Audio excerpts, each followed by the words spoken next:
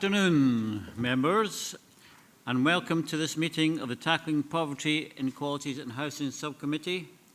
This meeting has been live streamed and recorded and will be made available for viewing through our Council's website. Remote participants, please follow the good practice guidance, which is well known to everyone, but I would draw your attention to the one that says all members should speak clearly, taking their time and speaking directly into the microphone when making contributions, because sometimes it's difficult to hear in this room if you don't speak into the microphones. So thank you very much for doing that. First item is the Sederant apologies and Chair's approval of members' remote participation. Claire, can you provide the Sederant and any apologies, please? Thank you, Chair. We've currently got 10 members present, 3 in the hall, being yourself and Councillors Scobie and Jameson. On Teams we have the Vice Chair, Councillor Davis, Drysdale, Ferguson, Lowe, McFarlane and Marshall. The remaining members currently not present. Thank you, Claire. You've got Councillor Blake there? Apologies from Councillor Blake if he's not on the list. So I approve members' remote participation. Second item of the agenda is declaration of interest in members, a declaration of interest or a statement of connection in which they wish to make. No?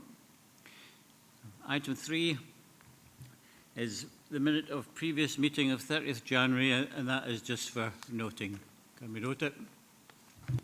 Could I crave your indulgence on the minute, Chair? And it's to do with page 13 under 5.3. And that was, we supported the maximisation of allocation within 25-26 budget. And I think we achieved that at the budget setting meeting just earlier this month. But it's, you know, when the last committee, and it was Sean who moved it, and it was to look at how we can build this anti-poverty budget into the core budget. And it's really, I think Mark referred to it as that there'd be a later report coming to this committee. Have we got any idea when that report will come so that we can look at it and consider how we can build this into the core budget rather than an annual allocation of budget money? And the other question I would crave your indulgence on is the fair share part. I asked the question at the budget setting meeting in terms of how we have reduced that from 56,000 to 50,000, when, you know, that's a huge part of delivering on anti-poverty, isolation and many others in the projects that are delivered throughout the region. No, thanks, Councillor Scobie. You know, the minutes are not a discussion point. The minutes are not a discussion point. That is for noting, but we'll allow the clarification on where. If you, the forward plan indicates when the item that you are wish to discuss is going to be. So could we just clarify a second? Yeah, thanks, Chair, and thanks, Councillor Scobie. In terms of the first point about the report around the core funding, there's a report coming to your meeting on the 1st of May that will provide the evaluation of the projects that are funded within 24-25 financial year, and within that members will be asked to agree to receive a report back after summer recess that will provide members with options of existing and current projects that members may wish to look at using this core 630,000 budget to allow us to core fund those going ahead from the following financial year, to allow them to come out of the cycle of policy development funding each year. So that will come to committee on the 1st of May for members' agreement. And in terms of the second question around the fair share comment based on the minute, that the funding from fair share was reduced from 56 to 50. So the Chief Financial Officer was correct at the budget setting, because the reason it was reduced is that one of the current fair share members for Dumfries has left the scheme. That reduced the amount that was paid to fair share, and we always had 3,000 surplus in that to allow new members of fair share, our community groups who want to join fair share, to join it. However, fair share nationally have confirmed to the council that they will allow no other members to join from D&G, because we have more members per head of population than any other local authority in Scotland. So that's why it was 50,000 within the budget, and it can be fully delivered within that. Thanks very much. Can we approve the accuracy of the minutes? No? Okay, thank you very much, members. And the Councillor Sloan Marshall. Councillor Lowe, are you happy with the accuracy of the minutes? I'm happy with the minutes, but I'd like to ask about an action to see what status is. So page 12, 4.4, the letters that were sent regarding the simplifying the prices and tariffs for energy prices. Have they gone and have we got any replies yet? Thank you. Councillor Lowe, I'm sure you'll get an opportunity to ask that question later in the agenda, because we are now just approving the accuracy of the minutes. Councillor Marshall, is it a question about the minutes, or are you happy with we can approve it at this stage? No, it was just really, I just wanted to come at this point based on the issue the first issue that Councillor Scobie raised, and Mark's explanation was, to my understanding, that we would get an opportunity for a report that's coming in May. So I was quite satisfied with that explanation. Okay, thanks, Councillor Marshall. Okay, thank you. If we move on to item 4.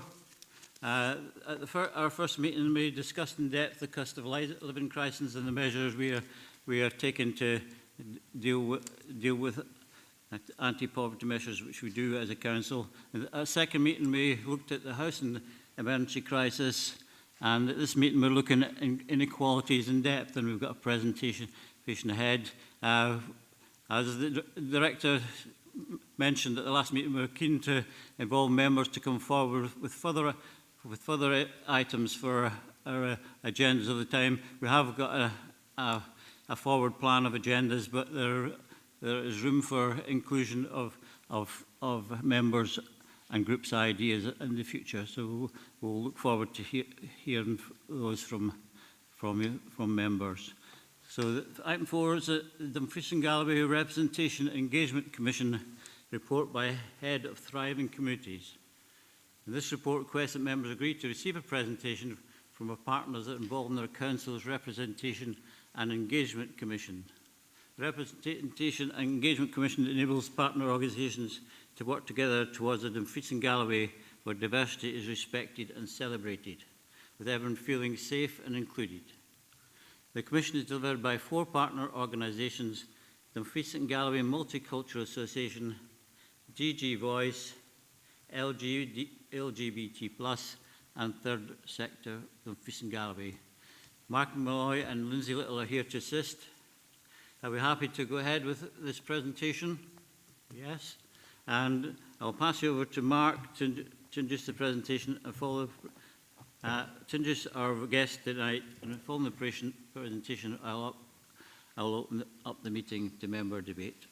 Thanks, Mark. Thanks, Chair. So the report in front of you provides details around the Representation and Engagement Commission, which is our main commission to support our council's equality and diversity work. We've got representatives from 2 of our partner organisations. We have Ian Campbell from LGBT+ and Claire Brown from Third Sector Dumfries and Galloway on behalf of all the partners. And within the report, it provides members with details of that commission and what some of the performance measures are for it. To put the context that these are all trusted partners for our council and involved within our organisation in many different ways, and we value the relationships that we have with all 4 partners that are involved, and we're delighted to have Claire and Ian with us today. So as we've done in the previous 2 committees, I will just stop there and hand over to Ian and Claire, who will take us through a presentation, and then through yourself, Chair, the questions after that. Cheers. Thank you, Mark. Thank you, Chair. Thank you for the invite. As you may have seen, as Mark alluded, the history. We were commissioned in 2017, the creation of Dumfries and Galloway Equalities Partnership. It was formed with LGBT+, LGBT Youth Scotland, DGMA and DG Voice 2017-2020, the joint commission between the Dumfries and Galloway Equality Partnership and the third sector, Dumfries and Galloway, was formed. And the commission was renewed again in 2020. In 2022, though, the departure of LGBT Scotland and the creation of a new Memorandum of Understanding, LGBT Scotland left the partnership. Simply, they didn't have the capacity to do what was done before with Kerry Riddell. Their numbers and capacity meant that they couldn't achieve what they'd hoped to achieve. It diluted the organisation and the partnership. The joint commission between each individual and organisation was formed after that with a new Memorandum of Understanding, and third sector, D&G, appointed as our lead partner, which has worked well, that having that conduit at the very top. Our current commission, I kept looking at that, I should be looking at that. Our current commission, 2024 to 2027, the value of 134,181 per year, and then that's separated out across all the partners. Here we have our logos or our branding for the third sector, Dumfries and Galloway, ourselves, Dumfries and Galloway LGBT+, DGMA and DG Voice. Hand over to Claire. So third sector Dumfries and Galloway is one of 32 third sector interfaces across Scotland. And as a third sector interface, our role is to ensure that we have a strong third sector across the region. And we have a clear role around representation and engagement, which fits perfectly with the Commission as it stands. And third sector Dumfries and Galloway was appointed as the lead partner for the Commission, which means that we coordinate communications between our Commission partners and our Council colleagues, and we coordinate the production of our annual reporting schedule, which is due to be presented just shortly.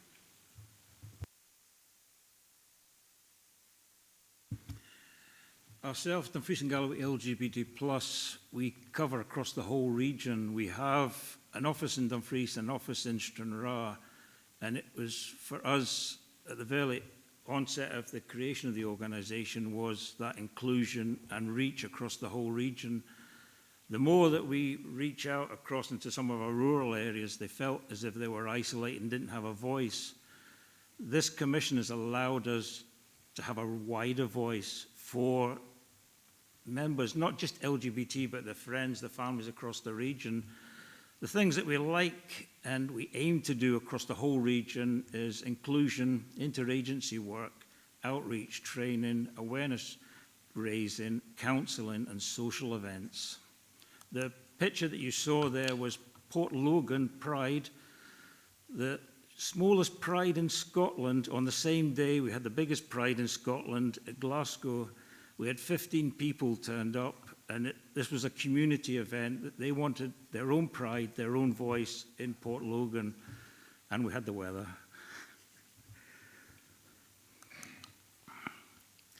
The Multicultural Association raised the profile of diversity and different cultures in the Dumfries and Galloway area. Unfortunately, they're not here today to give you a wider overview of what they do, but they support people from ethnic and religious and cultural minorities. And where the partnership is working is, though Yen isn't here today, we understand what they do, and there's a crossover, there's an intersectionality between what we all do, that we work with LGBT, but we also work with people with race and disability, and it's likewise. So that's where it does come together in such a cohesive way, and it works across the whole region. They provide education training organizations for minority issues, share information about activities, events across the region. They provide services, including transition and interpretation, which we found that to be a benefit because we have, within the resettlement program, we have new people coming into the region where English isn't their first language, and they have that difficulty. Well, DGMA can then assist in that. Establish a multicultural centre in this town centre and help people to integrate into Scottish society and play their full part. and prevent discrimination. And they work quite closely with us all about reducing the hate crime and hate incidents across the region. DG Voice, they're a region-wide organisation representing disabled people and work to ensure that partners, businesses and organisations and their needs are met. They cover accessibility issues. There is that joined over. They do the training similar to us, and we train each other so that we're aware of current issues. They come into us and they'll train us around new legislation, new pieces of work that are coming that makes us able to share that out across the whole region to people who perhaps don't reach into each of our services. We can go out to them, especially when we're doing the interagency work. And it's a place for people who experience disability to have their say about any matter that affects them. And that's where the partnership works, because that's where we all want to be, is have people come to us, have a voice, but if they can't speak to us, they can speak to another agency and then have their voice heard, because they feel as if their voices aren't heard and they're marginalised. Thanks, Ian. So the full name of the Commission is the DG Commission around Representation and Engagement for Protected Characteristics and Third Sector. And you can see from the breadth of partners that we're able to do that effectively through the 3 organisations identified by Ian to work specifically with the protected characteristics, and ourselves as the third sector interface, ensuring that the third sector is represented and engaged with effectively. The Commission has 3 main objectives. The first is to enable partner organisations to work together towards a Dumfries and Galloway where diversity is respected and celebrated, with everyone feeling safe and included.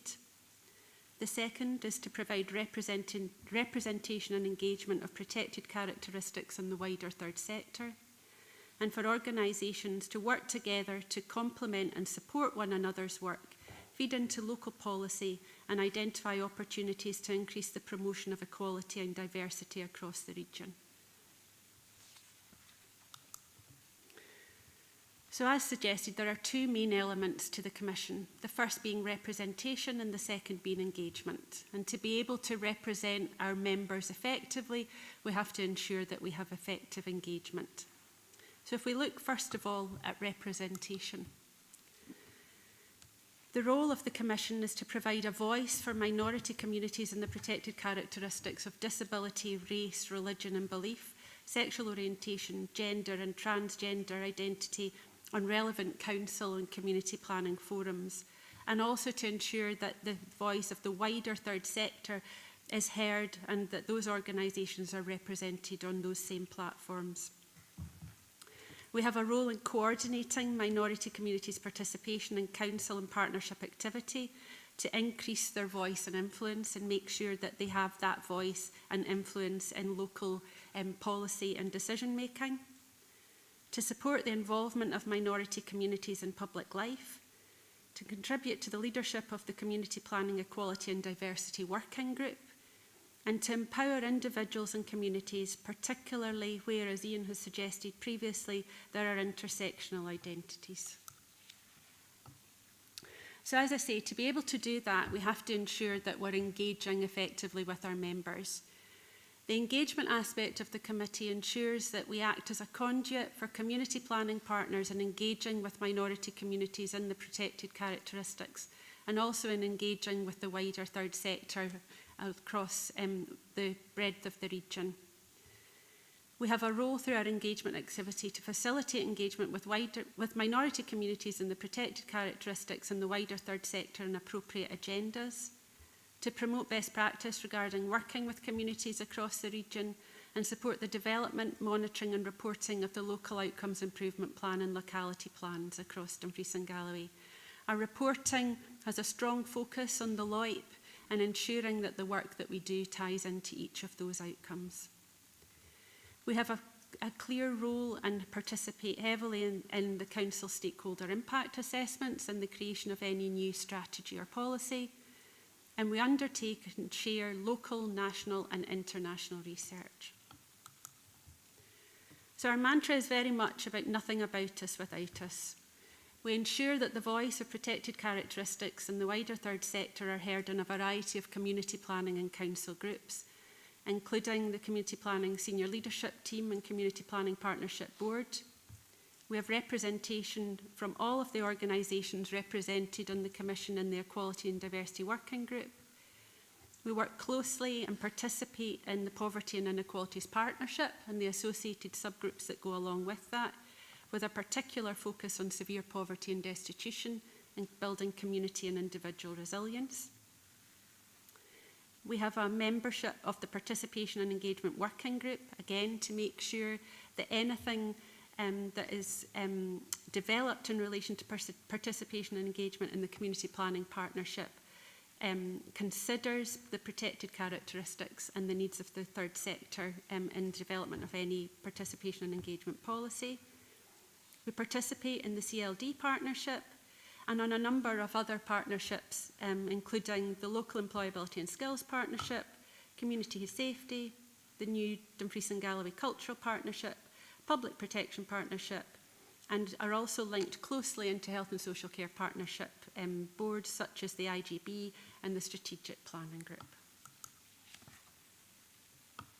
But not only do we as organisations participate and represent our members on those groups, we also work hard to ensure that our members themselves are able to participate effectively in public life. We have a role to play, as I've said already, in stakeholder impact assessments, but we also lead on the community planning locality hubs to make sure that the voice of our localities and communities across the region feature in local decision making. And again, we act as the conduit between grassroots communities and any strategic decision making. We work to increase the diversity of people making a contribution to their wider community, and Ian and colleagues across the other protected characteristics groups are working hard to make sure that their members have a role in public life and an increased role in public life. The members of the Commission sit on a variety of Scottish parliamentary working groups to ensure that the voice of their members are heard, and we sit on national groups including Self-Directed Support Scotland, a strategic planning group. Ian sits on the ITV Borders Diversity Panel, and we support monitoring and reporting at LOIP and locality plans. So we do a lot of work to ensure that our members' voices are heard, not just locally, but nationally as well. We also have a role to play in empowering our communities and making sure that the voice of our members within those communities are heard. And just some of the work that we're involved in at the moment, as I've said, we're involved in the community planning locality hubs, we're involved in the Borderlands Place programme and town teams, supporting communities themselves to develop their own place plans and thinking about taking ownership of their own agendas. We represent our members and ensure that the voice of our members are heard on the welcome and orientation work stream, supporting refugees and asylum groups across the region. We have a role to play in coordinating volunteering, and many of our members are heavily involved in volunteering both within our own organisations but also across our communities in the region. We've developed a DG locator map to ensure that services are available across our communities, but also available to our members, and they know where to go and are signposted effectively. And we've had a role to play in the Dumfries and Galloway Digital Inclusion Research, which was the first of its kind, looking at digital exclusion and digital inclusion at a local level. In relation to our engagement work, our clear role is to facilitate engagement with third sector and with protected characteristics groups. And we do that in a variety of ways. We use the platforms that we ourselves have within our organisations to make sure that we're engaging effectively with our own members. So we have a variety of third sector thematic forums within third sector Dumfries and Galloway, including on community health and wellbeing, employability, children, young people and families, where we can engage directly with those third sector organisations to ensure that the voice of our members are heard, but also to ensure that there's two-way communication feeding back down from strategic decision-making down to our members through those same forums. We engage with our members through capacity building activities, through training, through one-to-one support, empowering those third sector organisations to become the best that they possibly can be. The members of our Commission partnership support their members through special events or days or weeks across the calendar year. So again, using those opportunities to engage directly with those members in a place that's comfortable for them, in an environment that's comfortable for them, hearing their voices and again feeding that in through strategic decision making. As part of our commission, we're all required to deliver on our membership surveys. So we all engage with our members through an annual survey where we use the How Good Is Our Organisation technique, and we ask around satisfaction levels, what more can we do for our members and what else would they like to see. And that is presented back in our annual report to Council as part of the Commission. An important part of any engagement or representation is to ensure that there is two-way communication. We want to hear what our members have to say and feed that in, but it's also important that we feed back those decisions to our members, and we do that in a variety of different ways, including social media and newsletters, bulletins, websites and so forth. Many of our third sector and partners within the Commission offer support and counselling. This forms a critical part of the work that Ian and colleagues do at LGBT+. And again, engaging with members through that support and counselling is an effective way of hearing the voice of those members. We take our services out on the road. All of our organisations are DG-wide, but we don't just rely on members coming to us. We go out to members and we make sure that we're hearing their voice in their own communities.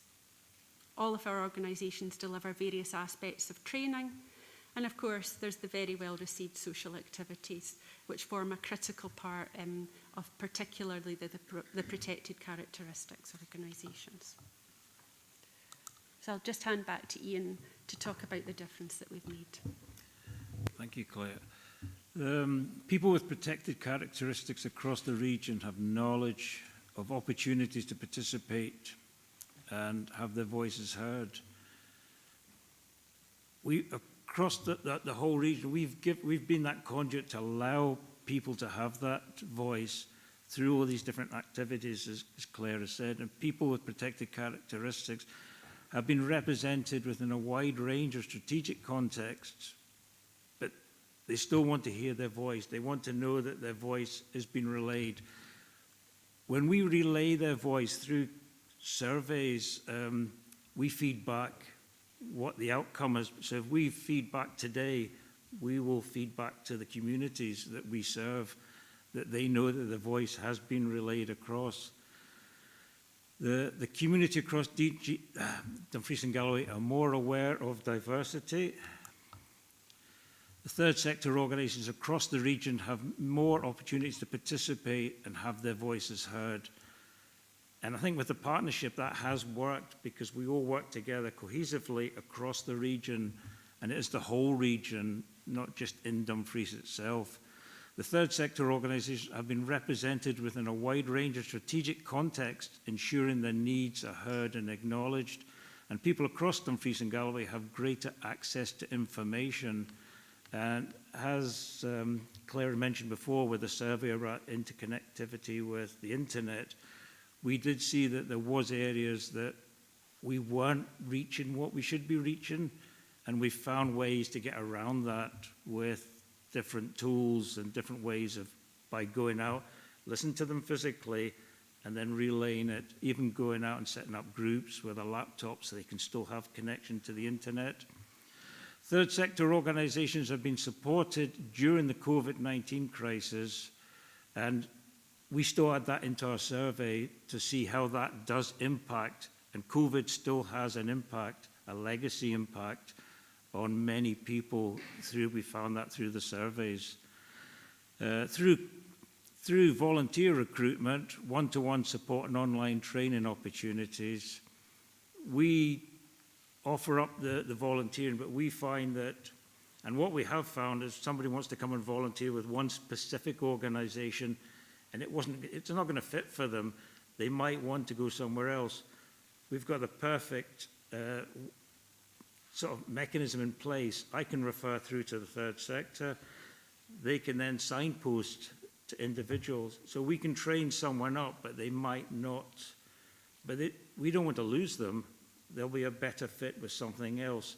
So that's where the partnership comes in as well, because we all know how we all work.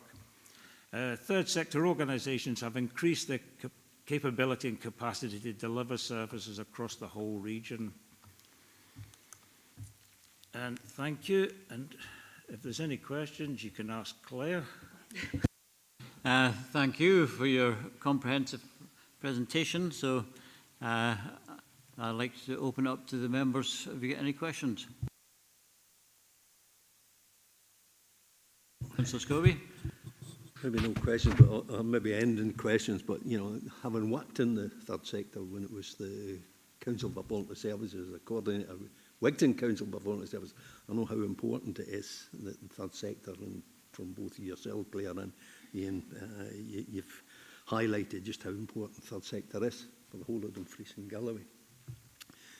Ian, you know, you make reference to Port Logan, and that is a diverse and rich community in the South Rins, and I can assure you the sun always shines down there, so it does.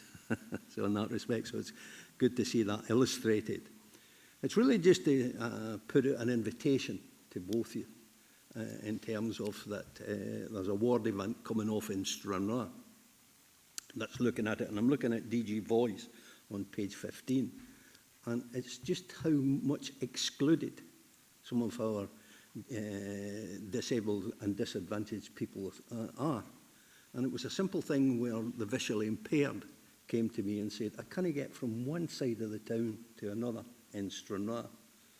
And that's because we took away the traffic lights in the middle of town at the castle. And we've managed, by working alongside them, to get the council to drop the speed to 10 miles per hour and put on rubble strips so the visually impaired can hear it. It's amazing just how many people have put adverse comments on the council reducing to 10 miles per hour as if we've committed a heinous crime without actually recognising that this is to, you know, try and assist people with a disability. That's part of the characteristics. And now we're looking at a ward event in terms of accessibility. When it comes to community planning, you know, are we dropping enough of the cabs for people in wheelchairs? This includes women with prams and everything else. And even if we are providing enough drop curbs, cars park alongside it, and you can't get access to it. So, you know, there's been a number of people asked for a ward event, so it'd be good to get some of you along, or your organisations that you're part of that, to come along, because we have to be conscious as a council of what we're doing, what effect that has, what impact that has on people with characteristics, disabled, and it covers many aspects. And it's really just to highlight that with the council. So maybe a precedent set from Stranraer in terms of how accessible are our town centres to people with disabilities. I don't know what your response is to that, whether that has featured in some of your community planning and everything else, but perhaps you may want to comment on that or any observations. But it's one that's coming off in terms of a ward event to look at, and I would welcome your input to that ward event. Once we know the date, which I hope is soon, then we can extend that invitation to both yourselves. Would you like to comment on that? It's unfortunate that our colleague Kim hasn't been able to make it today. Kim is the lead officer for DG Voice, but we'll certainly ensure, Councillor Scobie, that your comments are fed back to Kim, and I'm sure that she would be you know, very happy to have a conversation around that and to participate or support in any way that she can. So we'll ensure that happens. Councillor Pauline Drysdale. Thank you very much, Chair. Thanks for your presentation today. It was just to ask again about DG Voice with regards to people who are living at home and who've been discharged from hospital or indeed are trying to get discharged from hospital. And I wondered if yourselves at DG Voice, I'm aware you've said the person concerned is not here, but through yourselves and yourself, Chair, could I just ask, you know, obviously we're seeing a 25% cut to the funding given to housing associations for adaptations, such as stair lifts, wet rooms, wheelchair ramps, which means there's only 8.2 million of Scottish Government funding, despite all of our social landlords requesting 28.1 million. So it's a huge reduction. And we see in the IJB reports that the IJB has stated, let me just find it, that the aids and adaptations budget has gone up by huge amounts. There's no actual percentage given, which therefore means that the cost to have these implementations made are now much, much higher. And I just wondered if you'd heard anything from the consultations that have taken place, because as councillors, we're hearing time and time again that these aids and adaptations cannot be made, which means that the delayed discharge has got more pressures. And obviously, we do see that the budget for Dumfries and Galloway Council has got some monies allocated to tackling poverty and inequalities of 1.16 million. And I wonder if there was any way, and Mark might be able to guide me on this, as to how we can divert some of those monies into helping people get home or live a better quality of life at home with regards to aids and adaptations. Thank you. Thanks, Chair. Okay, thanks, Councillor. Yeah. Again, apologies that that our colleague hasn't been able to make it, but again, we will make sure that those comments are fed back. I know that Kim is involved in national conversations around a variety of issues, and it may be that she, you know, she has been having conversations around that matter. Mark, can I? Our official Stephen Morgan can shed some light on it. Councillor Drysdale, in relation to your second point, the budget that's been set for this agenda in terms of tackling poverty, inequality and housing, it's really been set for next year. So when we're looking at the amount of money that's going to be utilised for aids and adaptations, that will be addressed within social work and the health and social care partnership to look at how we allocate that. We wouldn't be suggesting moving any of the money around from this particular pot to augment that or to increase that, but we will be dealing with that elsewhere across the whole of the budget.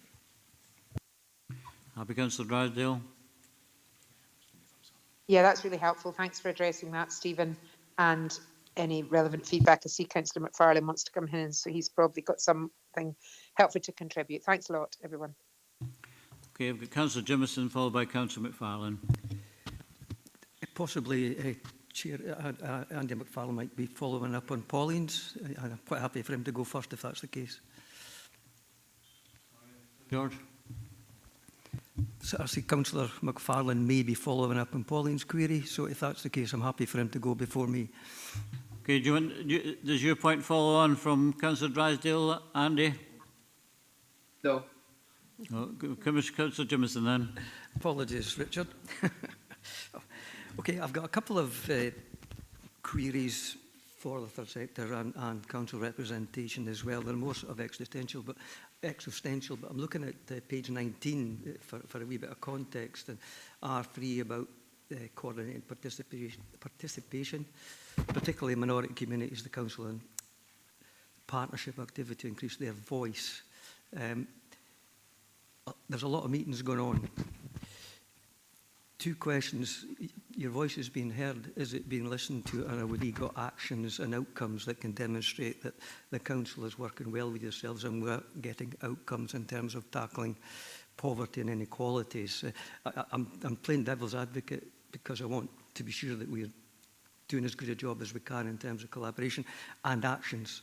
And we've all read loads of stuff that sounds really good, but when it bottoms out, we need to know, is it making a difference in tackling poverty, inequalities and housing? My second question, and it's one that I think we'll all relate to, is possibly equalities is the wrong word, it should be equity. There's a large difference between equality, providing equality of opportunity and equity of opportunity, and maybe even though the legislation talks about quality, maybe we should be focusing as well as equalities, but equity of opportunity that might not, you've got a flat playing pitch, but if you're working in a wheelchair against somebody that's got spikes on, that's not equality. And we've all seen the wee guy looking over the fence, or fella look over that's me. I can't see over the fence. So, in short, are you happy with outcomes that we're getting from these actions and outcomes? Because on the progress report, it's often we attended two meetings. I've been in meetings all over the place where we have meetings, nothing comes out of it. So are we getting genuine action? Are we listening? And secondly, can you make sort of reference to that equity question that's really, really important to me?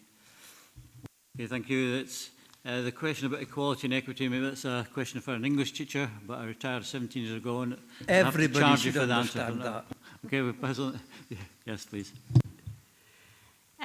I think we do as much as we possibly can to make sure that that voice is heard, and to make sure that we are taking forward any actions that come from that. Are we satisfied with any outcomes? I'm not sure we have any outcomes that we can measure unless we're looking at specific papers, strategies, policy development, where we would want to make sure not only that us as the third sector interface were happy with progress, but also our members were happy with progress. And I think it's important to note, that in having that representation role, we're representing such a diverse range of organisations. So it's making sure that the needs of specific organisations are met, at any given time, rather than just the whole of the third sector, which can be a challenge. But we would certainly always, try to make sure that that voice is heard. I find it difficult to comment on whether it's effective or whether, without thinking of specific examples, I'm afraid. Sorry. Ian. Dr. Jameson. Before you go on to the equity, sorry. Let Ian in first. It was the voice. If I use that analogy, that if as individual organisations, if we dropped a pebble into the pond, it's only going to be a small ripple. As a partnership, we can drop a boulder in, and that ripple goes out. The more times that we keep repeating that person's voice, no matter where they are across the region, we see a difference that has been made. It may be not as fast as we'd like. There is a difference being made. We're fortunate in Dumfries and Galloway. We have one of the most beautiful places to live in Scotland. And I speak with other LGBT organisations across Scotland.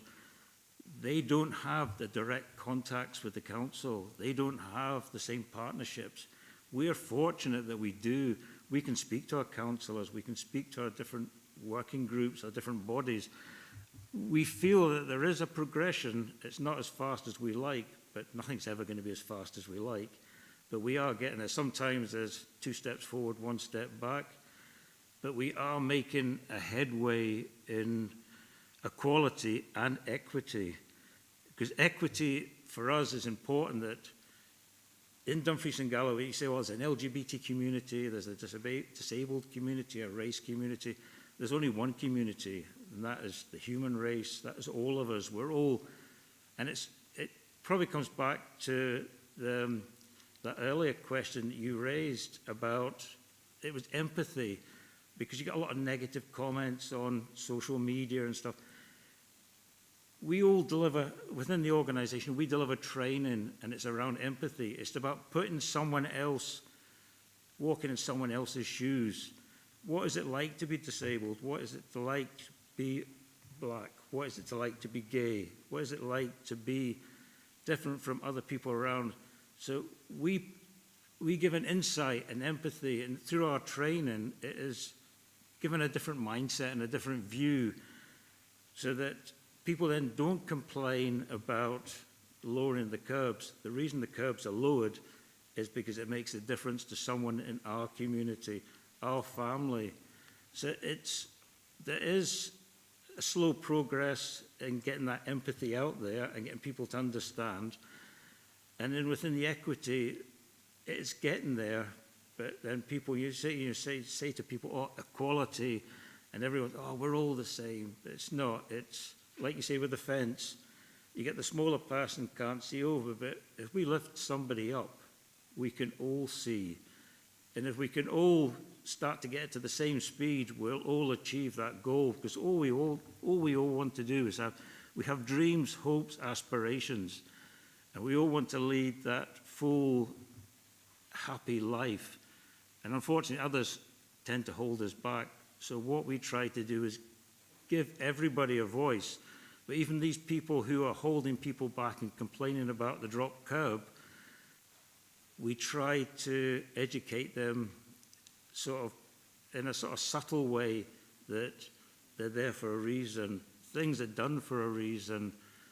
And we're quite passionate within the partnership about equality, but equality for everyone, not just a protected characteristic, because we all fall within that, but for everyone across the region. I hope that helps with the question. Yeah, thanks very much. There's a wee comment from the council around the social services, education, all the rest of equity is really important to us.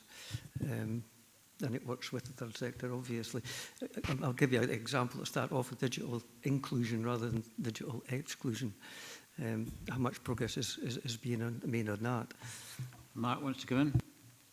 Yeah, thanks, Chair, and thanks, Councillor Jameson. In terms of the language across the partnership and a number of other partnerships, we quite often mirror the language that the Scottish Government have or require local authorities to have, because they expect us to have either policies, plans or partnerships around certain things. So we mirror that, but the reassurance would be that, you know, that all the groups that I'm involved in and across the organisation very much look at it, you know, from an equity perspective as well as equality. So I appreciate language is important, but it is quite often mirroring what the requirements are for the Scottish Government to ensure we're complying as a community planning partnership and as a council. Speak to the Scottish Government. Yeah. Scottish Government, it's within our powers. Thank you. Councillor McFarlane.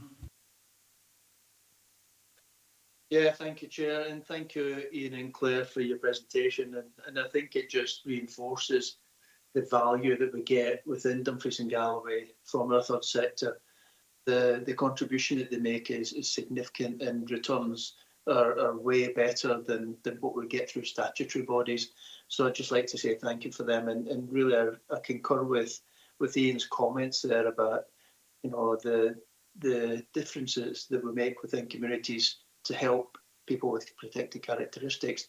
They do assist everyone, and I do remember seeing an animation whereby there was a school janitor clearing the steps of snow while someone sat in a wheelchair waiting for the ramp to be cleared. And the janitor said, "I'll get to that as soon as I clear the stairs." And the person in the wheelchair says, "But if you clear the ramp, we can all use it." So I think there's a lesson in there for us all. But just on the value we get from the third sector, I notice on page 16, 4.3, that there's £134,000 given to the Representation and Engagement Commission. Got a couple of questions in relation to that. Firstly, how long have we been doing that? Are we going to index link it? And where will it be reported in the budget? And then once we've moved on from that, if we look at page 21, I do think it's important that we are an inclusive council. Just as in relation to the flag flying, page 21, E3, can I ask who decides what flags we fly and how often we fly them? I do think it's important that we do it, because I think it shows those minority groups that we're aware of them, that we're trying to support them, and we'll do what we can to try and help them. But one last question, 17th of May, IDA, HOBIT, haven't got a clue what it means, so if somebody could enlighten me, that'd be great. Thank you. Shall we take one at a time then? What's your first question, Andy, again, so we can get it in order? It was page 16, 4.3, £134,000. How long have we been doing that? Where was it reported previously? Is it going to be index linked going forward? Mark's going to answer that. Thanks, Chair, and thanks, Councillor McFarlane. The current commission of the 134,000 began on the 1st of April 24, and this is for a 3-year period that runs until the 31st of March 2027.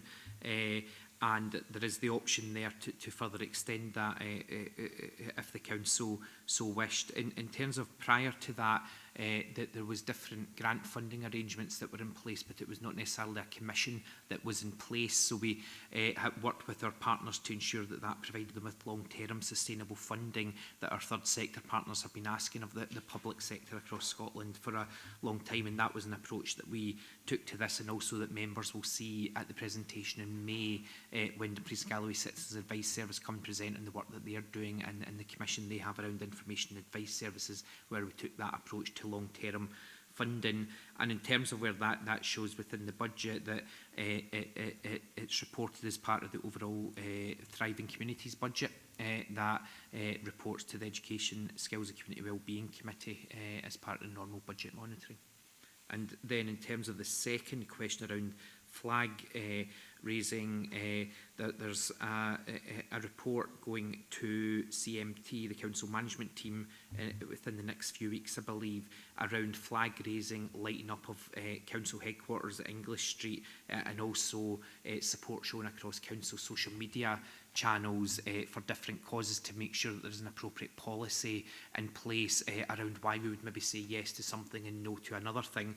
But in flag raising specifically, any request for flag raising it goes before the convener and deputy convener for their approval, or not before any flag is raised across any council building. And in terms of that final question in relation to page 2021, it's in relation to International Day Against Homophobia, Biphobia and Transphobia. So apologies, Councillor Farland, that was maybe not clear within the appendix, but we'll make sure that that's picked up for future meetings of the committee, and we're using less abbreviations going ahead. Is that all your questions answered? Yeah, thank you. Thanks for that, Mark. Okay. I don't see any other questions coming up, so I'd like to thank our representatives from LGBT+ and the third sector. Your objectives are in line with the council's, and we share them, that diversity is respected and celebrated throughout the region, that there is proper representation of individuals with protected characteristics, and that they have we effectively engage with them across the whole region. And we do respect the difference that you make to the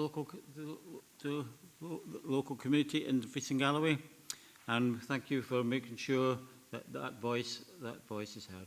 So thank you very much. We've agreed to receive the presentation, and second, we have scrutinised the outcomes achieved by the Representation and Engagement Commission as detailed in the report. So happy that we have scrutinised it properly. Yeah? Okay. So thank you. Thank you very much for coming along, and no doubt we'll hear more about your work in the future. Thank you.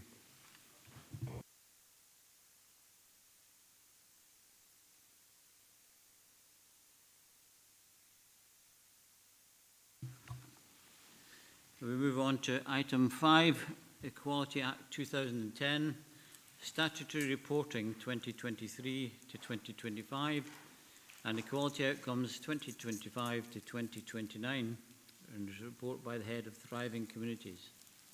This report provides members with an update on progress in relation to the Council's statutory duties around equalities over the last 2 years, and seeks members' agreement of our equality outcomes for 2025 to 2029. It seeks members' approval of the Feast and Galloway Council Education Authority, Licensing Authority and Licensing Board as Equality Outcomes 2025 to 2029, which meet our statutory obligations under the Equality Act 2010 to increase equality of opportunity and tackle the causes and effects of inequality and poverty. This is a good example of us putting the remit of this committee into action.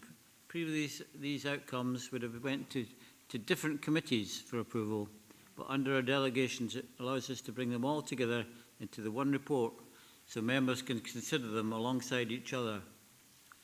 Due to the wide range of areas covered in the report, a number of officers are here to assist members with questions. with Mark Malloy, Service Manager, with overall responsibility for equality and diversity, alongside Lindsay Little, Poverty and Inequalities team, Sharon Davison from Licensing, Karen Bryden from Education, and Helen Pedley from Human Resources.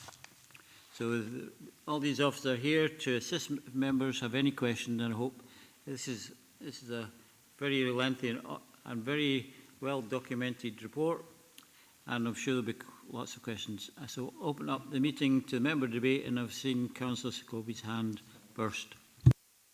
Yeah, Chair, I referred my question under aids and adaptations to item 5. Sorry? Yeah, because I'm looking at this in terms of equality. And again, the reference I made to drop comes could equally come to this as well, in terms of the paragraph on page 26 to do with accessibility. And when we talk about, I'll put aside the drop comes, but when we talk about aids and adaptations, we are responsible as a council, and I've put money aside under aids and adaptations. That's for people living in the private sector. We do not, we look to our colleagues in the registered social landlord sector to also provide aids and adaptations. The unfortunate thing about that is that they are not given adequate amount of money to deal with the aids and adaptations in our registered social landlord sector, the rented sector. And what we've got is people living in their homes who are prisoners in their own homes because we cannot get the aid and adaptation carried out that our OTs have assessed and made a recommendation under.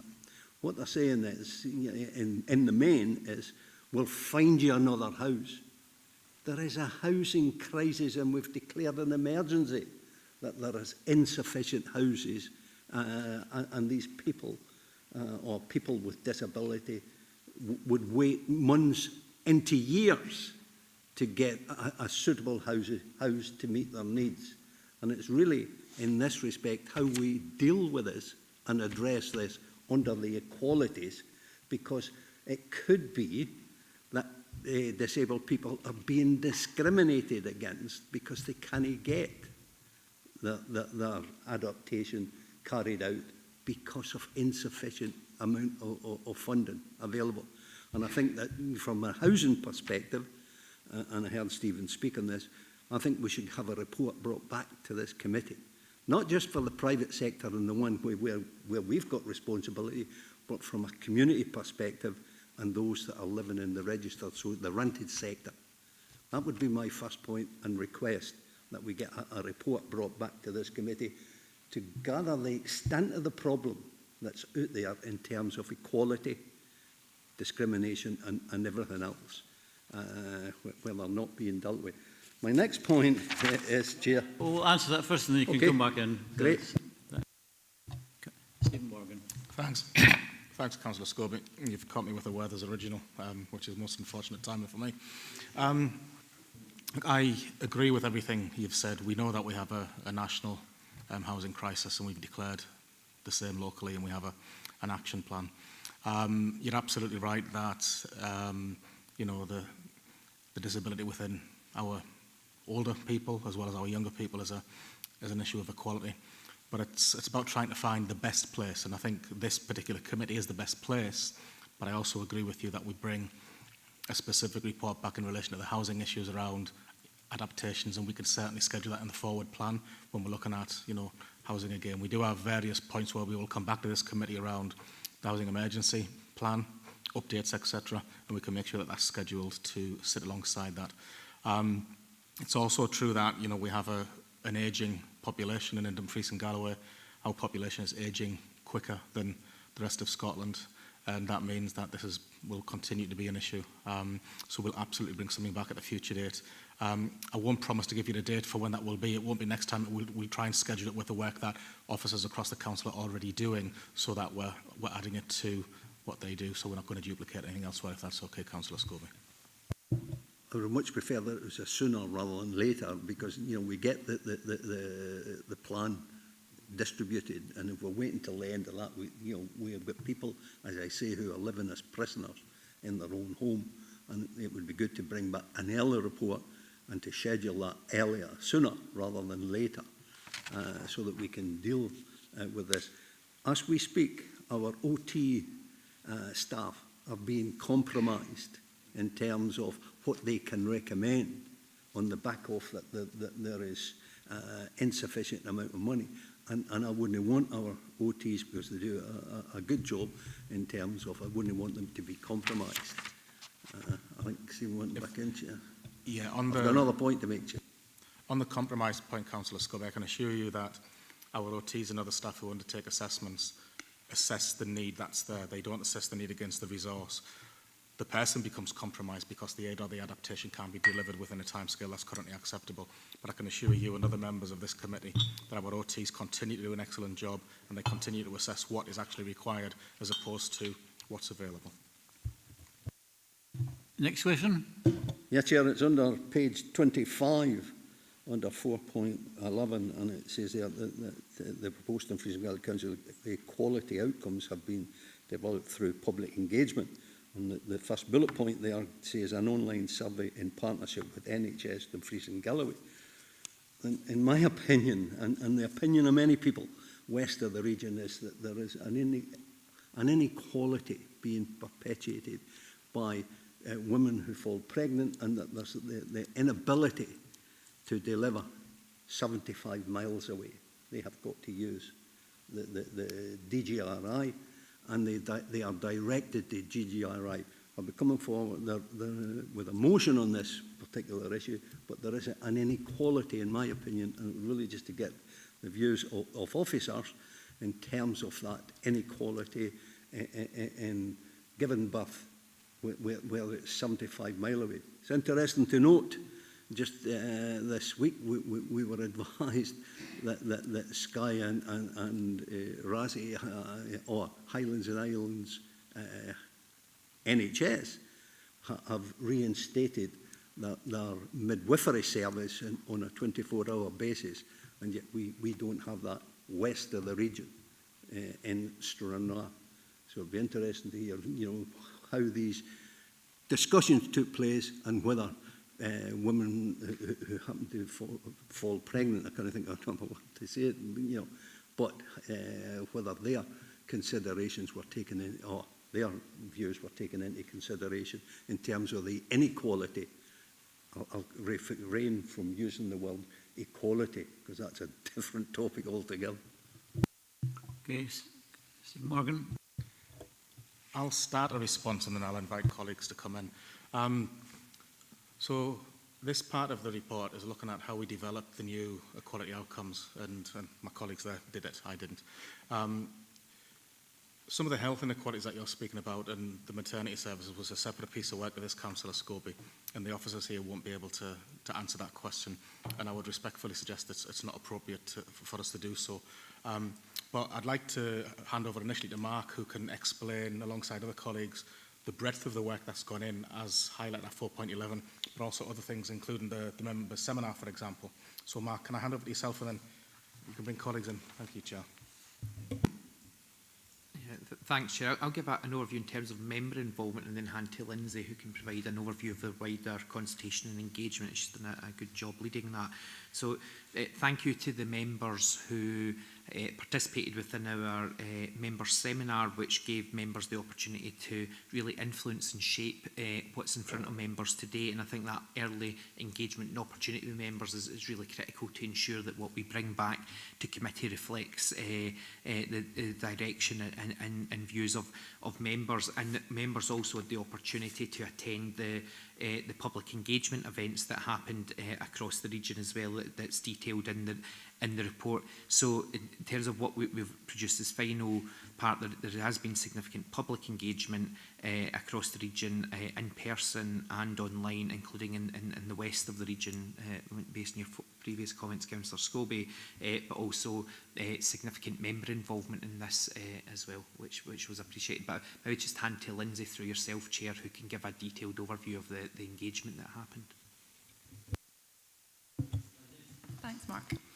So yeah, we did a lot of public engagement with NHS. We worked in partnership with them, and the main reason for that was we were both going out as public agencies to talk about a very similar subject.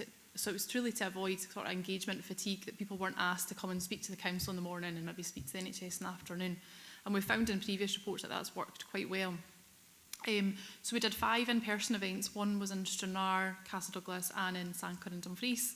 And we did 2 online events at different times of the day to try and capture those that perhaps couldn't attend the in-person or maybe couldn't attend during the day events. We also had the survey running in partnership with NHS as well, and that ran at the same time as the engagement events, so that if someone couldn't or didn't want to come and talk to us in person, they could leave their feedback. NHS and I have worked quite closely, and what we've sort of done after the engagement events, we're split the feedback. So where there's been sort of council information, council feedback, I've taken that on and worked with colleagues internally to see how we can proactively do something about that over the next 4 years. And the feedback that was sort of NHS relevant, that's been done at NHS as well. So as Stephen had pointed out, the kind of labour issues and the maternity issues are very much health related, and I personally couldn't comment on those, I'm afraid. Thank you. Thanks, Lindsay. I'll let you come back in a minute, Willie. There's a few people waiting to speak, then we'll come back to you again. Councillor Lowe, Kim. Yes, good afternoon, Chair, and thank you. It's a follow-up from the first point raised by Councillor Scobie. So our housing partners, the housing associations, quite often, in order to move people, say, from a house with stairs to a bungalow, they do it on the basis that they will at some point be able to get a ramp or a wet room, and yet their funds constantly run out, as we know. I've made inquiry about the length of the waiting lists. I think this is something that we as a subcommittee need to take forward as a subject for discussion at some time, is to engage with our housing partners as to where they are at with their funding, and to maybe work together a bit more about these funds, because why would you move somebody to a house that still effectively traps them if they don't have a ramp? Because I know that actually that does happen in reality. Okay, Kim, was that the question you were going to ask earlier on the minutes? No, that was about another action. Okay, if you come back within that one after this, as long as it's a sugary peg to hang on. Yeah, who would like to answer that one?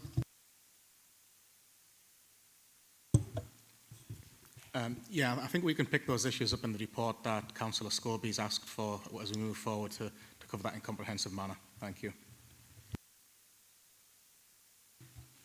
Kim? Yeah, thank you. My previous question that related to the minutes was just confirmation of an action. So page 12, item 4.4, letters to be written about, simpler tariffs for energy, as to have those letters gone and have we had any replies? Thank you. Thanks, Chair. Thanks, Councillor Lowe. All letters at both meetings of this committee that were requested by members have been sent. To date, from all of those letters, we have only received one response and no responses directly in relation to the letters that were sent following the last committee. But what I would just point out to members is that these committees at the moment are of a very quick frequency. So it's taken a week or so after the committee to get these letters out, and the last committee it was just over 4 weeks ago. So it wouldn't be unusual to maybe expect that response. And as we did with previous letters, I have then circulated them on behalf of the chair to the whole committee. So I would expect responses in the coming weeks. Have a Councillor Lowe? Yeah. Councillor Drysdale and then back to Councillor School. Yeah. Okay. Councillor Drysdale then. Thank you very much, Chair. Just to congratulate this committee on page 24, the 21 to 25 progress with regards to the Equalities mainstreaming report and the progress that has been made. So thank you for that. I'm all for equality and inclusion. I would like to endorse Councillor Scobie's points with regards to the Equalities Act. I do believe that the 2010 Equality Act does state that we probably are not meeting the needs of women and families in the west of the region with regards to maternity, but I'll just make that point and move on to my point. Under the same Act, Chair, I just wondered if I could ask the representative that's here today. I'm so sorry, I didn't catch her. I think it was a lady. I didn't catch her name, so apologies for that. But you'll read that the Equality Act protects certain groups of people from being discriminated against. And in education, there are also further rights that children and young people have. So all disabled children have a right to reasonable adjustments, which have to be made to ensure they're not at a substantial disadvantage compared with their peers. And I am being parochial, and I do apologise for that, everybody. But we're still waiting for a disability access at Castle Douglas High School. And I wondered if we could have some sort of feedback on that through yourself, Chair, at the next Tackling Poverty, Inequalities and Housing Subcommittee, please. Thank you so much. Who would like to take that? Karen? Thank you, Councillor Drysdale. Yes, I'll take that back to School Estates and get a response at the next meeting. Stephen? Thank you. Karen, would it be okay to provide that just as we could email the committee so they're aware, say they come to the next committee, if members are happy with that? Happy with that, Jess. We'll get that emailed out to members of the committee. We've got Councillor Scobie and then Councillor Ferguson. Thanks for allowing me back in response to remarks. I apologise if I had no intention of blindsiding any of the officials present on my question. It was so that we can get some cognizance that really, when we're looking at equalities in far as the council is concerned, it doesn't differentiate between whether that's our responsibility or the health's responsibility or indeed anyone else. And as Councillor Drysdale says, under the 2010 Act, we do believe that there is a discrimination, or that at least we're not meeting those equalities for women west of the region. That's only one part. So I would hope that the Chief Social Worker would take that on board as an action to see how this is impacting on women that have to travel 75 miles and being directed to DGRI when indeed they are not provided with the adequate services west of the region. So if the Chief Social Worker would take that on board as an action and report back, please. Stephen?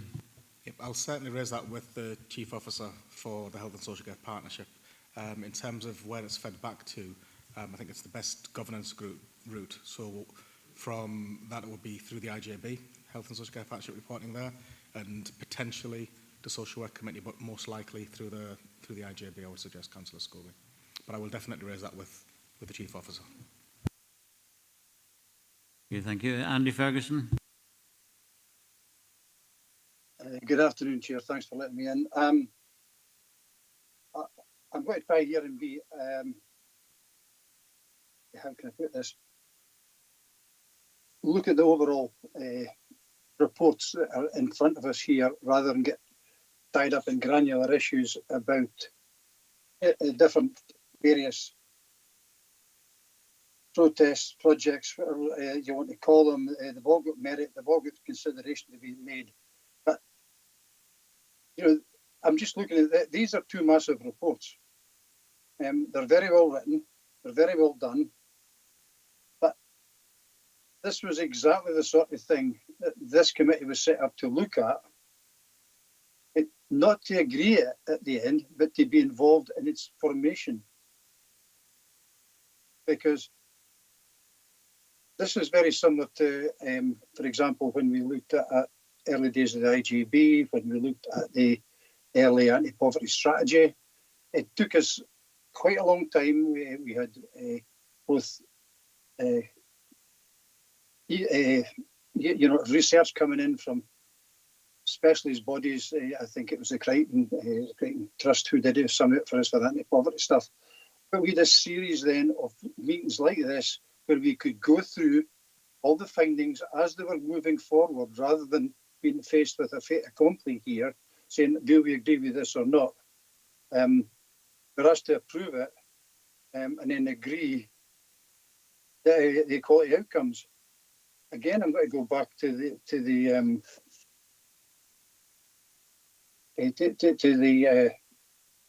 why this committee is here. If you look at the back of the yellow paper, it's not clear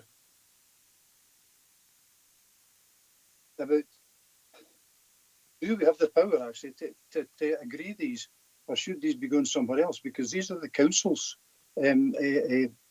contributions to these two papers. So I think I'm trying to say two things here. One is, this would have been an ideal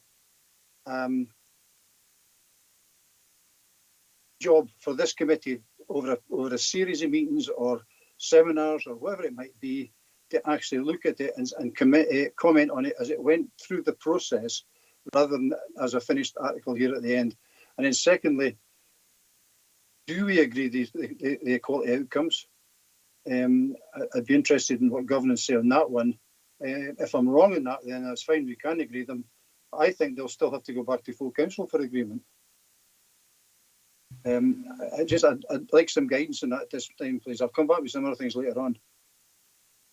I think what we're doing today is agreeing what the council agreed would be a remit to agree the council, NHS, D&G, Child Poverty Local Action Reports, British Sign Language Plan, Council Qualities Outcomes and Mainstream Reports, and Children's Human Rights Support. So that's what we're doing today.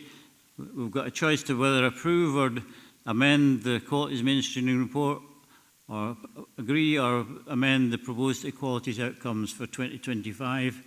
I think going forward, we have requested, the Director requested ideas at the last committee to come forward from groups for future agendas. I'd take advantage of that. If you could be clear on what items you would like discussed at future meetings, then we can take that forward as a positive thing, because we want you to be involved in the agenda making as well as just turn up the meetings. Does Mark want to come in? Stephen Morgan will come in first. Yeah, Councillor Ferguson, I fully understand your points. I think this is also partly about timing. So I think this is an excellent report and an excellent work from the officers, so thank you for that. But it's also been developed over quite a period of time, and previously, and in the lifetime of this reporting period, would have gone to different committees, and we have pulled it together here for the first time. And like I've already said, the officers should be commended for that, in my opinion. And, you know, Mark highlighted earlier about the seminar that was held specifically around this. Now, that was only one seminar. I fully accept that. But as we move forward, when we're developing big pieces of work like this that pull such complex things together, then there will be more involvement. We will have more than one seminar. And I think it's about the maturity of this committee developing over time, as we're only into I think it's our third meeting now. So I understand what you're saying. I accept what you're saying. But I suppose I'm asking for some patience in terms of just how the work develops as we move forward, because I think we are trying to do the right thing here. Mark, is there anything you'd like to add to that? Through you, Chair, sorry. Yeah, thanks, Stephen. Through yourself, Chair. Just to reassure us, I'm sure governance colleagues will, that the delegation of this committee are very clear in terms of what the scrutiny roles is, where we would consider things and recommend to other committees, but also where this committee does have the final decision making. And you recall, Councillor Ferguson, I think we had a similar discussion on an item at the last committee where it wasn't necessarily as clear, but within this committee definitely does have the delegations to approve this report today. And I think, just as Stephen said, is that this has been a year-long process, and we've got a statutory requirement in law around having to approve this report by April. Hence the reason it's at committee now, and members did have the opportunity to, through the members' seminar, which was much more of a discussion, but also through the other engagement events. So I think, as Stephen, as the directors alluded to, that we will be looking to really build on that as we go ahead for future reports like this, or anything else where we have the direct delegations in this committee to make the decisions. What we're looking to do as part of the themed approach to committees that we're having is then bring to meetings prior to those decisions getting made the organisations who have got the expertise in those areas. So it's just a timing matter around the fact we've got to have this approved in statute around when the delegations changed. Thanks. Councillor Ferguson, we're both reaching maturity, but we've only been on this committee a few months now, so would you like to come back? Yeah, if I could please, Chair. I fully appreciate what the officers are saying there, and I think for me, what I think we were looking for, and one of the things, and the Vice Chair repeated what I said from full council, is this committee should have teeth. Right? No point in having teeth if there's nothing to chew. That's my point. Okay, this is the first real report where we've had something to chew. It would have been easier if we'd been prepared. You're right, Stephen, it was mentioned, it would have been better in the round if we'd been able to be part of the cooking process as opposed to the eating, chewing it at the very end if you want to go down that cookery route. So I think what I'm really getting at here is we've had our honeymoon now. The reports that should be coming forward and from now on should be ones that are actually so that we as a committee, a subcommittee, can sit and compare across the different service areas how they're meeting all the council's obligations under this. This is one very good example. How are they? How will we be able to judge if one department is meeting it and another one is meeting it and another one is meeting it, or are they operating in silos? Which was again one of the reasons why we wanted this committee, was to make sure there was no silos when it came to looking at anti-poverty, housing and equality stuff. So when can we expect to see some sort of reports that are actually be comparisons across the departments showing how they're meeting or not meeting or failing to meet their obligations under the different policies that we're operating? That's what I would call having teeth, and be able to then sit down there and, with the greatest respect, and have people there from each of the service areas so they can answer questions about the service area when that comes up. Now, I know we've got a fair mixture here today, but you know, we should have that opportunity, and I think that's the point I'm getting at here. When are we going to have that opportunity? You've made the suggestion, Councillor Ferguson. We'll take that away and work on that one for you. Also, as chair, I'll be meeting with the leads from each group to discuss future agendas as well. So hopefully we can sort that out, that thing. So Councillor Lowe is the next person, and then Councillor Jimson, then Councillor Marshall. Yeah, thank you, Chair. Mine's just something that we need to think about from this report. So page 49 to do with licensing. One of my group members has particularly noted that if you come to drink spiking, it's definitely a gender issue. And I just kind of want to be sure that we follow through that through our licensing board and through our interaction with our licensed premises. How many premises have testing kits, and how do we find out about where the problems are? Is that through police stats, or do we as a licensing board get that back? But I just think that's something that we need to ensure, that there isn't an inequality through spiking. Okay, you go on. Yes, thank you, Chair, and thank you, Councillor Lowe. The Licence and Standards Officers actually work really closely with Police Scotland on this topic. Thankfully, it doesn't appear to be a major issue within Dumfries and Galloway, and that's reported through Police Scotland rather than anecdotally through our offices. They have actually been out to premises within the last few months handing out spiking kits with Police Scotland, working in a partnership agency kind of system, and they will continue to do that. Police Scotland meet with the Licence and Standards Officers weekly, and they actually raise issues with the Licence and Standards Officers as well. Obviously, it is a criminal offence, so if there are any incidents of that nature, Police Scotland will take it forward, but the Licence and Standards Officers certainly are heavily involved in ensuring that anti-spiking kits or other things that the police can actually provide to us are handed out where necessary. Thank you. Councillor Lowe. No, that's fine, thank you. Councillor Jimison. Yeah, thanks, Chair. I'm referring to page 47 as the context. Quite rightly, the SNP group that initiated this, this subcommittee was really promoting the idea of working together and proactively. This is a good example. I'm a wee bit puzzled, and I'm probably a good explanation, but we're talking about education and licensing board. I'm not sure if that's the most appropriate one. It'll be appropriate, but not the most appropriate. So I'm looking at the top line here. The Education Authority believes in the benefits of working in partnership. Absolutely true.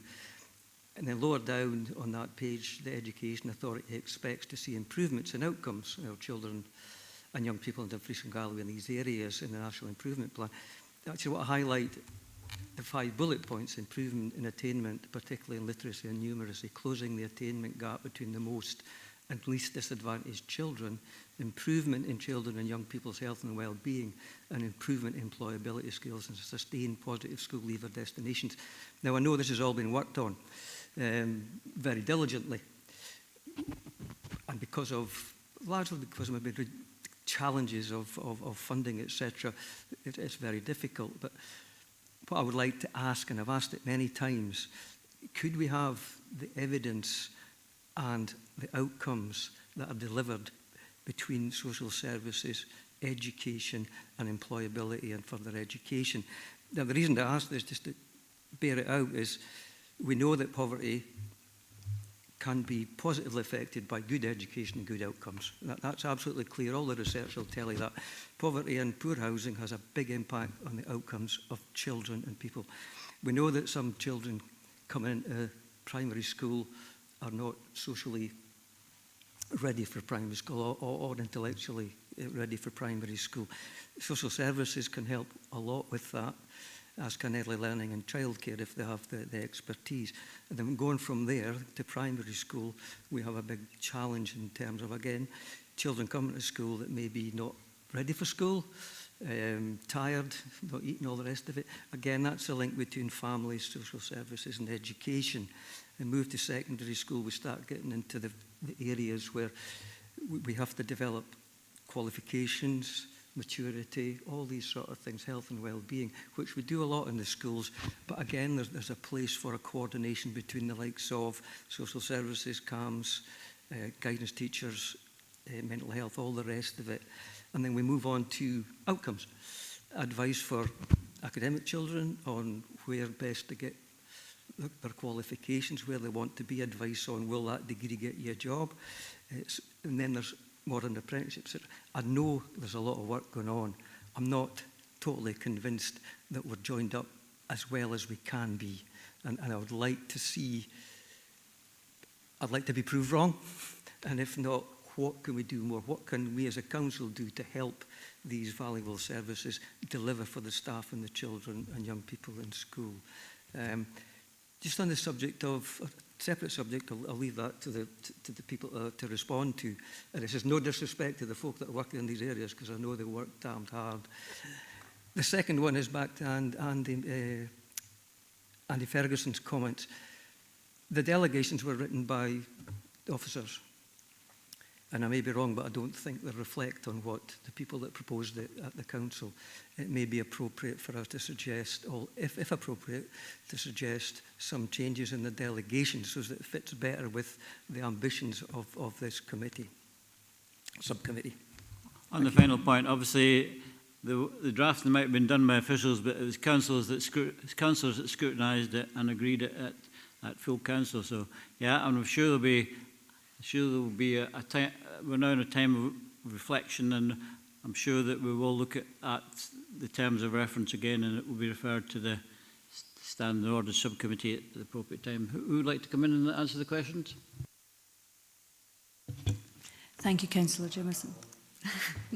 Thank you. I can assure you that yes, that as you know, that there is partnership working throughout education, from when it's at that first transition from the home into our early learning and childcare settings, then from early learning and childcare into primary through to secondary. And when the children and young people are within our schools, we have the request for assistance procedures, where there is again that joint working between NHS, social work and schools. We reach out to other organisations whenever that support is required. So I would say absolutely yes, there is that joint working throughout a child's time in school from the very beginning right through to the end.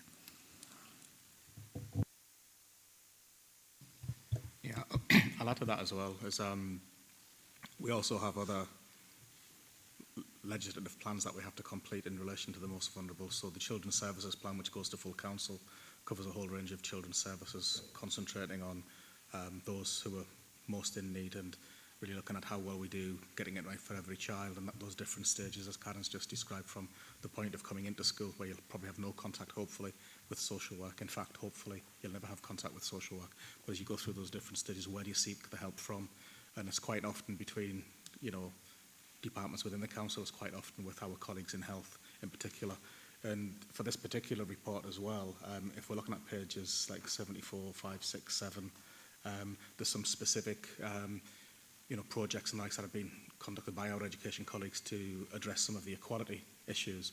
But it's just, like I said earlier, it's finding the right place. We know that the Children's Services Plan must go through the full council, and similarly with the corporate parenting plan, which is about our looked after and care experienced children and young people. And it's just trying not to duplicate what must go elsewhere and what we consider here as well. And it is a bit about getting that balance right. But as Karen said, you know, we try our best. Do we get it right every time? Absolutely not. But we are looking at ways that we can make those interactions from the kind of process perspective better. But more importantly than that, from the experiences of our children and families as well. And we'll continue to strive to do so. Councillor Jameson, will come back. Yeah, thank you.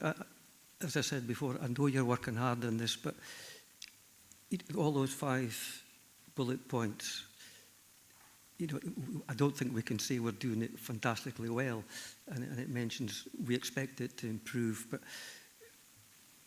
without everything working to the top level, we're not going to do that, because the attainment level between schools and within schools and in comparisons with other local authorities, it doesn't reflect a good impression on Dumfries and Galloway. Now, we have to get context for that, but objectively, it doesn't look good.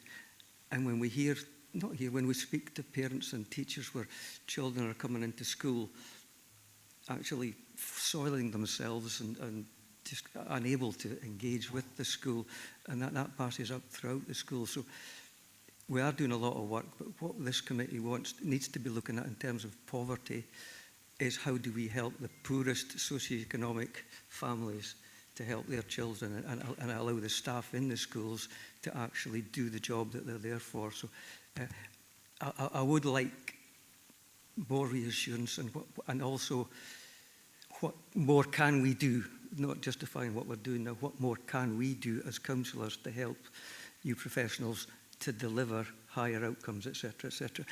I'll highlight as well positive destinations, and I know that Jim Brown is working on this, but our positive destinations get a 90-odd% approval rating, and the local authority benchmarking, we're one of the lowest in the country, so we need some sort of clarification on that. And what are these destinations? You know, wee Johnny that lives in Brisbane Road in East Riggs that's maybe got problems at home, what is his positive destination? And we shouldn't limit it. So my question to you guys really is, what more can we do? And if you take a cup half empty approach, how can we fill it up? Karen, you want to come in? Thank you, Councillor Jameson. As you said, you know the work that is ongoing around this area, and we are constantly striving, you know, to improve the outcomes for the children and young people of Dumfries and Galloway.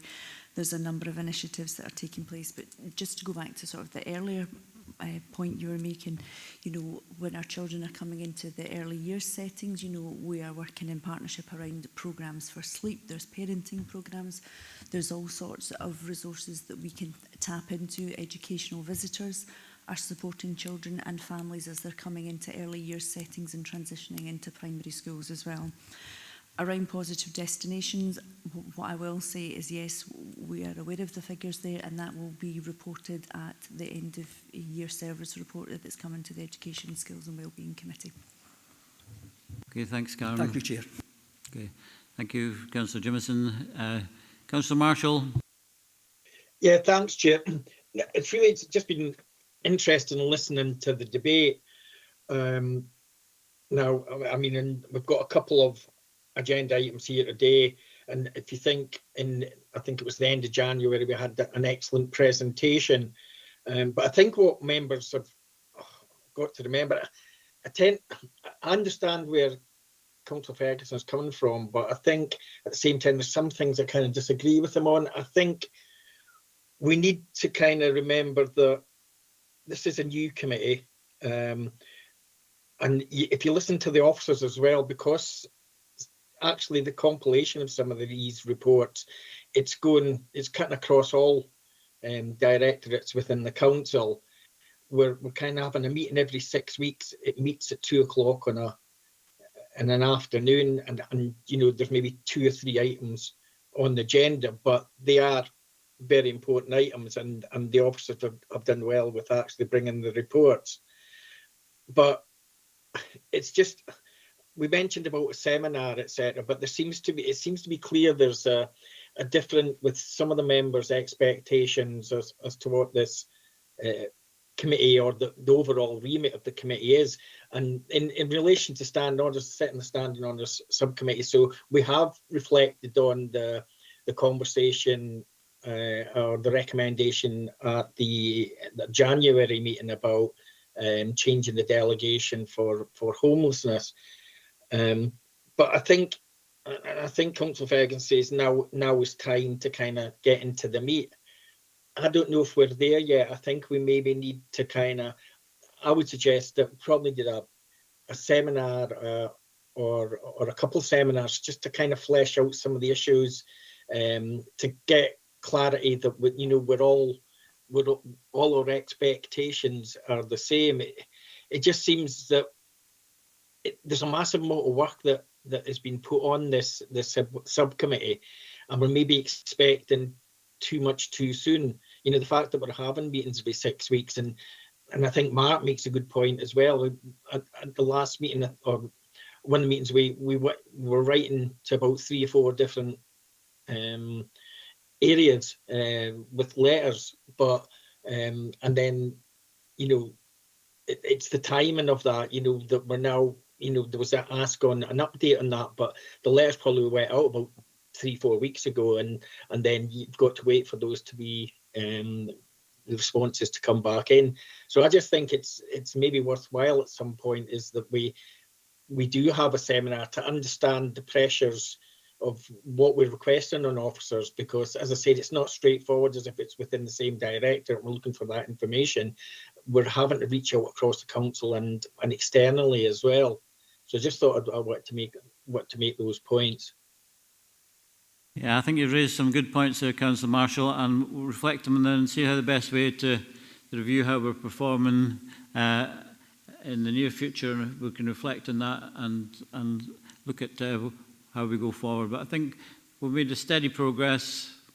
We have made steady progress, I think, over the last 3 meetings, and I think we're still in a learning curve. And I think I'll maybe engage with the group representatives as well, and see how they want to proceed with it as well. Thanks. Yeah. Chair, just quickly come back. I do think a seminar that involves the officers and the members of the committee, just to get some clarification, you know, so because there just seems to be different expectations from some councillors as well.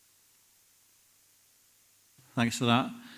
I don't have any questions. I've got a question on HR. I was speaking to a disabled person who's had to leave Annan to go to Glasgow because he can't find work in Dumfries and Galloway. He's a blind person, but maybe any other disabled people have other similar experiences. What are we doing as a council to encourage people with disabilities to join their organisation, and what more are we planning to do? Thank you, Chair. We've been doing quite a bit of work around our disabled employees, looking at the disability employment gap in Dumfries, and we've been working with employability and skills. And the recent Placement Plus project, for example, we specifically dedicated that to recruiting people for work experience who have a disability, with a view to hopefully leading to employment within the council. So I understand when I got the last update, there was 15 individuals were given placements through Placement Plus recently, which is to try and encourage more people with disabilities to come into the organisation. We're currently reviewing our recruitment process and our procedures, etc., that we have in place. So looking at whether or not they are fully compliant for people who have a disability to be able to apply for a role within the council. We use My Job Scotland as our recruitment portal, which uses application forms predominantly. So we're looking to see if that is the most appropriate way to encourage people to apply for roles. We've updated our information that we circulate to potential applicants to try and make it easier for people to apply. So we've updated the information that's on My Job Scotland, looking at reasonable adjustments. We have the guaranteed job interview scheme in place. So if we have a candidate who has who's identified they have a disability and they meet the minimum essential criteria in that job, then they would be guaranteed an interview. Doesn't necessarily guarantee the job, but it would guarantee individuals an interview. I'm not sure that we have in the past necessarily publicised that as much as we can, so we've taken steps to make sure that that's abundantly clear within the information and the documentation, so on applications, adverts, on our My Job Scotland website as well. And through our review of our recruitment processes, looking at the digitalisation of that, we will look to try and look at different ways of enabling people to apply for roles and make sure that we're making reasonable adjustments through the application process, which will enable people to actually apply for a role or be interviewed, and then subsequently make sure that individuals are aware of that we will make reasonable adjustments, you know, and continue with those reasonable adjustments once people are in employment in the council. So that's the work that we've done up to date at the moment, Chair. Thank you. Your comprehensive answer, thank you. Councillor Ferguson, you still want to come in? Yes, thanks very much. You'd actually covered most of what I was wanting to ask, Richard, but there's this one little bit I think we're getting at here. Two things maybe just to explain.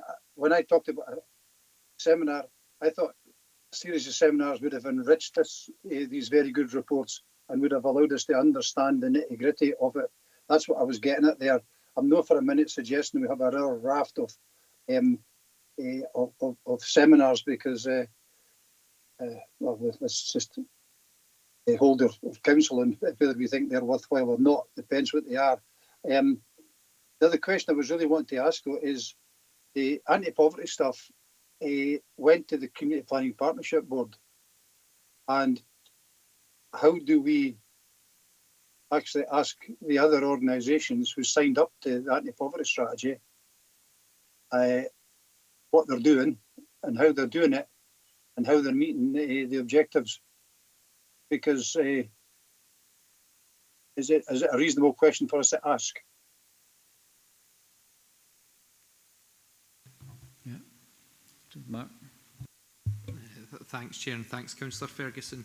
So in terms of the tackling poverty and inequality strategy, which runs to December 2026, the work of all our partners is reported to the Community Planning Partnership, which is the appropriate place for that to go to, because it is a CPP strategy now and not a council-only strategy, because I think you'll recall, as you were chair of the Communities Committee at the time, that we took agreement that it was best to have a partnership approach to tackling poverty and inequalities work to maximise the impact on individuals and communities. So the wider partner work is going there, and the council's work and our contributions to that strategy and the action plans that sit behind it is reported to this committee, and the committee on the 1st of May will be the first of a series of reports providing members with the evaluation and monitoring out with a focus on outcomes reflecting back on discussions at this previous two meetings of this committee. So the council's contribution to that will come to here, the partners goes to the CPP, but what we're trying to do as well is by bringing in the partners to do the presentations at the start of each of these committees, is to that allow members to have that breadth of understanding of what our partners, but both in community groups or third sector organisations and other statutory partners are doing in that field. So it is a really complex landscape, but the overall scrutiny of the action plans and the strategy sits with the CPP. Councillor Ferguson, are you happy? Yeah, well, that's the point. So Thank you very much. Exactly, and it's exactly the sort of thing you should be getting discussed at this committee, I would suggest. So we'll wait with interest to see what comes back, because how does council find its position to take at the CPP, unless unless it comes to this committee first, and this committee then advises council. That's my point. Okay, thanks for your comments, Councillor Ferguson. Yeah, I've no more people want to speak, so we'll go to the recommendations. Members have first scrutinise the workforce information for publication within Equalities Mainstreaming Report 23 to 25 as detailed Appendix 2, noting the significant improvement in our gender pay gap that has been achieved and highlighted on page 78. We've scrutinised that. 2, we'll have to approve the Equalities Mainstreaming Report for 23-25, summarised at paragraph 4.3, detailed Appendix 2, noting significant improvements in relation to achieving disability confident leader status, establishing 4 staff networks, and publishing of our new British Sign Language Plan. Are we happy to approve that? Yeah. And 3, agree the proposed equalities outcomes for 2025 to 2029, summarised at paragraph 4.13, and actions to achieve them as detailed in Appendix 4, which have a particular focus on accessibility, employment, involvement, engagement, and hate crime. Do we agree that one? Agreed? Okay, so thank you very much. Any last item, was any other business deemed urgent by the Chair due to the need for a decision? I haven't been made aware of any urgent business, so that concludes the meeting. Thank you very much for participating in it. We'll have a time of reflection, I think, and I'll speak to groups to see how we go forward in the future. Thank you very much.